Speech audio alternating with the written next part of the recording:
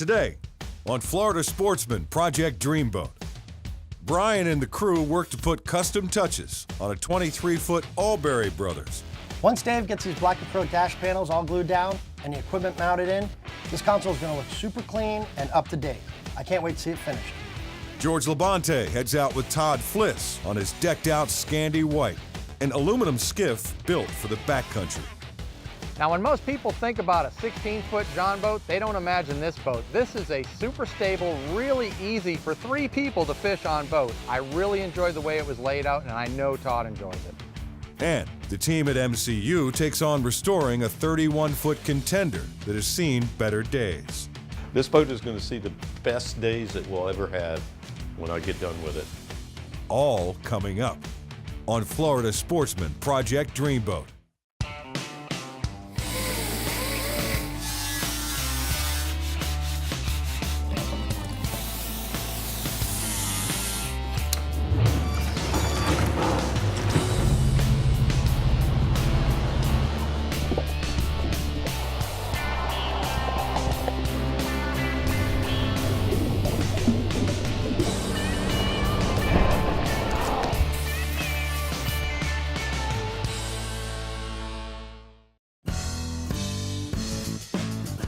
All right, so I had a customer bring in a 23 Albury. This is actually an authentic, original Albury that was built over on Man o' War Cay in the Abaco, Bahamas. It's about 15 years old. It's been out in that Bahamas sun getting beat up.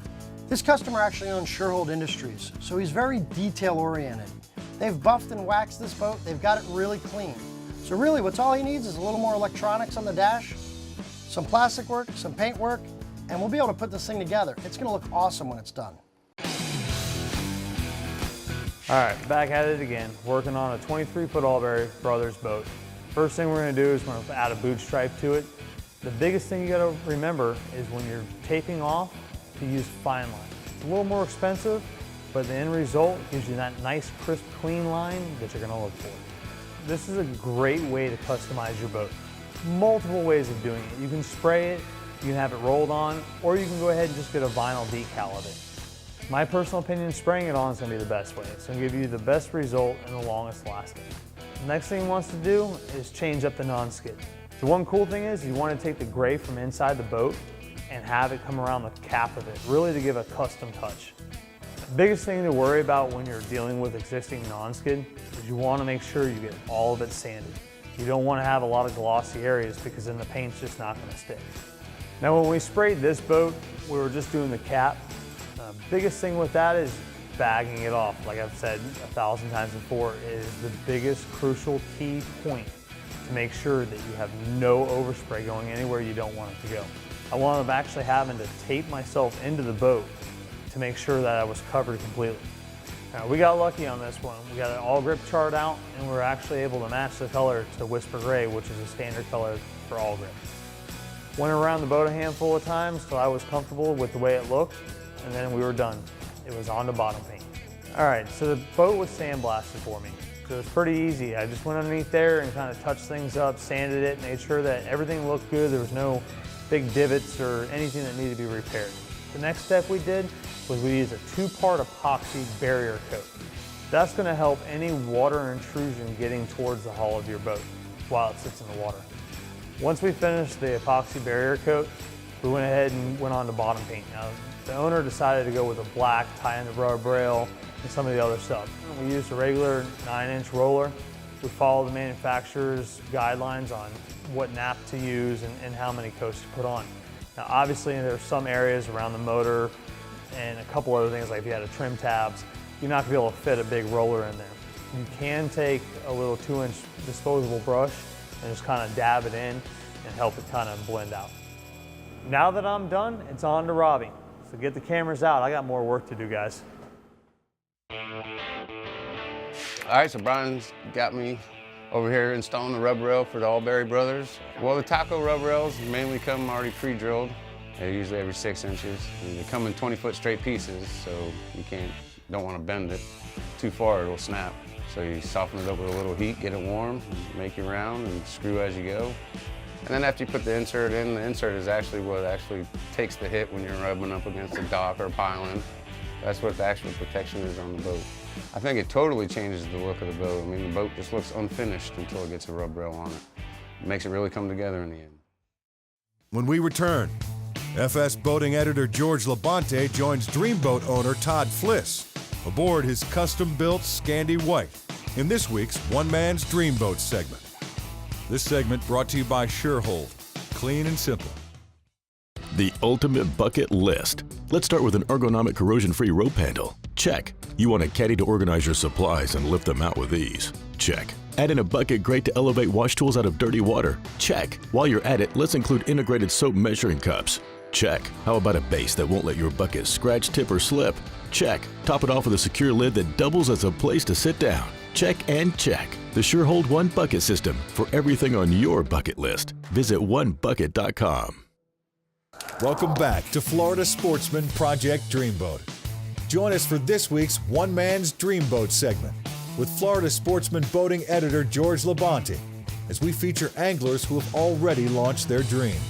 Florida Sportsman began these features 30 years ago, and the dreams just keep getting better. This week, I'm meeting up with Todd Fliss in Flagler Beach. Todd has a 1990 Scandi White aluminum skiff that has extensive modifications. This is an over-the-top build I'm really looking forward to seeing. So obviously, Todd, you love to do a lot of red fishing or else you wouldn't have built this boat, and you live in kind of the epicenter for it. Tell me a little bit about, where you fish here, what your program, what's it all about? Well, I like to get back in the flats and as far back as I can go. For years, nobody really went back there until the kayak and paddleboard craze has taken off. Now I see guys back there, but I could fish for 2 or 3 days straight and never see anybody back there. In Todd's home water where he fishes, there's a lot of really treacherous bottom, lots and lots of oysters. Not a great environment for a fiberglass boat, so this aluminum build made perfect sense for him. Now, on the day we met Todd, the conditions weren't great. There was a lot of wind. We were still able to get up in some backwater and see what the boat could do. Now, when most people think about a 16-foot John boat, they don't imagine this boat. This is a super stable, really easy for 3 people to fish on boat. I really enjoyed the way it was laid out, and I know Todd enjoys it. Todd, man, the first thing I'm noticing here is this boat is incredibly stable. I mean, what's the beam on this boat? Well, the bottom's 60 inches wide, the top is 76, which makes it nice and roomy, but as you notice, we both can stand on one side of this boat and it just doesn't lay over. It's really nice. And you can walk all the way around it and fish all the way around the outside of it, the way the console's set up. Now, this boat looks impressive from the distance, but it's not until you get on board that you really begin to appreciate the attention to detail. Now, although this boat looks brand new, this isn't a new boat to Todd. So my brother and I got into fishing with my uncle at a young age, and he had this boat custom built in the 80s. And we always liked it, always went fishing with him. And he sort of let it just lay around in his yard, got full of water, and basically was trashed. So I actually negotiated the deal with my uncle to buy the boat, and I didn't tell my brother. So I got the boat, I brought it back here to the house, and I called him, I said, hey, I finally got the Scandi White from Jerry. And within an hour, he jumped in his truck and drove up here, and literally he just said, this is what we're doing. We're doing this, we're doing that. And we got in his truck the next day, and we went and spent, I don't know, close to $15,000, $18,000 on a new motor, power pole, trolling motor, trim tabs, and it just went crazy after that. Now, Todd's father had a machinist background. As a result of this, he was able to pass down a lot of useful knowledge to his boys. Between this and the fact that they own a race team in Daytona, they had a fabricating shop, all the tools, and the knowledge they needed to do this boat first rate. So we originally started the project here in Flagler at my house, and once we got to the point where we could flip it over, we had found some rod in the bottom. So we then took it down to our race shop in Daytona and had our fab guys start on stripping it down and welding and heliarching the bottom, repairing it, along with my dad, who pretty much did all the custom work on it. He cut all the panels, made all the new inserts for all the boxes, all the tricky stuff. So in the build process, we fabricated a brand new console for it. We cut the other one off. We built a custom trolling motor mount, relocated it. We cut the old one off and moved it to the side of the boat so it was more functional. The pulling platform was all hand built and designed at the shop. That took about a 2-week process. So we finally, after about 4 or 5 attempts on fabbing it up, we finally got a design that looked good on the boat. So coming from the racing industry, one of my jobs was wiring race cars for years. So I did all the wiring along with my brother helped me, but everything is meticulously done in this boat. It's all the terminals are properly terminated, everything is fitted up under the hull. Spent a lot of time doing that. We custom fabricated some Bennett trim tabs for the boat, and also we built a relay box that runs off of paddles on the steering column. So your hands really never leave the steering wheel except to touch the throttle. Everything is controlled right on the steering wheel with the paddles. Now we've established that Todd and his brother were going to go all the way with this build. When it came time to choose a finish for the boat, it didn't stop there. They elected to powder coat the entire surface of the boat, top to bottom. Originally, this boat had a 40 horsepower outboard on it. Todd repowered with a 70 horse, almost double the horsepower. Really made this boat rip along the Intracoastal Waterway. So our family has deep roots in the racing industry, and we've always built everything and by hand. And our dad, he always taught us, hey, build the best thing you can build with what you have to use. And that's what we did with this boat, and that's the product that turned out. It's just a labor of love, I guess is what you'd call it. Todd's boat was one of the cleanest John boats I've ever seen, and I'm sure all these Surehold products that we presented him with are going to help him keep it that way. I really enjoyed spending the day with Todd. The boat was really cool, it was a great build, and it's something his family should be proud of.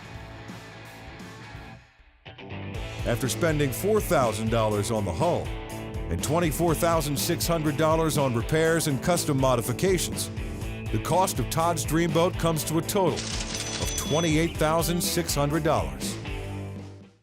When we come back, Dave at MCU works on building a customized dash panel for the 23-foot Albury project. This segment brought to you by ENGEL, the best performance coolers on the market. Wake up early on your days off. Go on an adventure. Get out on the water. Here at ENGEL, we live for these days. We think you should spend more time in nature. Let us help you enjoy it. For those that care about quality, who want to get out into the world with a confidence that their gear is going to stand up to the day's challenges, ENGEL Coolers are built for you. Welcome back to Florida Sportsman Project Dreamboat. With the custom paintwork completed on the 23-foot Albury Brothers project, it's time to build a custom dash panel for the helm. All right, so the Albury's really moving along. Now it's time to get Dave up in there, but I've got to meet with Barry first. I want to get a full layout of what he's wanting to see on this dash panel. He's putting all new equipment up here, and I want to make sure it's laid out just the way he wants to have it done. Barry, what do we got here? Rub rail came out nice. Yeah, rub rail turned out beautiful. You guys did an amazing job, and the gunnel looks amazing. And it's almost dead on with the floor, so that's perfect. All right, so Barry's main goal with this console was to save some money. If I was to fill all these holes with fiberglass and gel coat and repaint the console, it would be in the thousands of dollars. With the black acrylic, we're able to cover up and fill all the old holes. We're able to move the new equipment to where he wants it and flush mount everything. The black acrylic really looks sharp too. So once I got all the details finalized with Barry, I was able to get Dave on the dash panel and get rolling with it. They brought in this 23 Albury. We're going to make a custom dash panel for it. We started out in this project working on the top part of the console. There were some existing holes. We didn't need to go really thick on the material, so we chose 1/4 inch. It'll serve the purpose. We moved on to the middle section and the bottom where your helm's going to go. We go with a little bit thicker material because of for structural. With your monitor and stuff, you don't want that to crack, so the thicker material is a better option at this point. But once we had all the panels cut, fit, it looked good. Now we got to call Grandmaster out to do our layout. So the top of the console, the purpose of this one is to cover up some old holes that are in there that he wants to get rid of. And didn't even want to get into the cost of fiberglass in it, so that black plexi panel will tie everything in real nice. And then these stainless cup holders, these are pretty cool. They're gonna fit in here, I want 6 of them. Barry's gonna love these things, and they're gonna look nice up on top of that black acrylic. We're gonna put the Garmin 7612 in the center. It's gonna be right in line with the steering wheel. Okay. And then we're just gonna do the Yamaha Y7 right here. Once Dave gets these black acrylic dash panels all glued down and the equipment mounted in, this console is going to look super clean and up to date. I can't wait to see it finished. After Grandmaster came out and drew it on crayon, you know, where to put stuff, I went ahead and officially make the layout. And doing so, you gotta split some fractions and stuff like that. And I'm not gifted in math, man. So the iPhone has been awesome. It has a great app, I'm not gonna lie. It'll all help you out and make everything in line. Sometimes when we get pieces and we kind of realize, hey, this is the hot thing right now, we'll go ahead and make a jig that'll have that cut out laid out for us, so we're able to, it's just more efficient later on for us. It gives it a better product, you know, because it's consistent. So once I got everything drawn out on the panel, the next step would be we want to rough cut the hole out before we router. And to do that, you're going to want to put a pilot hole in. The acrylics, you got to be careful, because if you don't use the right bit, you can blow it out, crack the panel, router it out, give it a nice clean hole. Looks like a machine did it in most cases, and that's what we try to do here. So we're making great progress on this project, and what you know it, Robbie had one of our shop trucks, it broke down. So we jumped in the truck and we ride down the road, and we finally pull up where Robbie is, and wouldn't you know it, the dude's sitting there mowing on a hot dog. It's a cheeseburger. Bro, a cheeseburger is round. It's got 2 buns, some cheese, lettuce and stuff, man. You had a hot dog, bro. We're trying to locate the fuel pump, filters, you know, trying to make a quick fix out of this. And Robbie's not like the best mechanic. I mean, he seemed more concerned about eating this cheeseburger hot dog. Yeah, the food was way more important than the truck, you know. A man's got to eat. Nope. A little grease with my lunch? Yeah, we weren't able to get it running, so we had to hook a strap up and tow it back to the shop.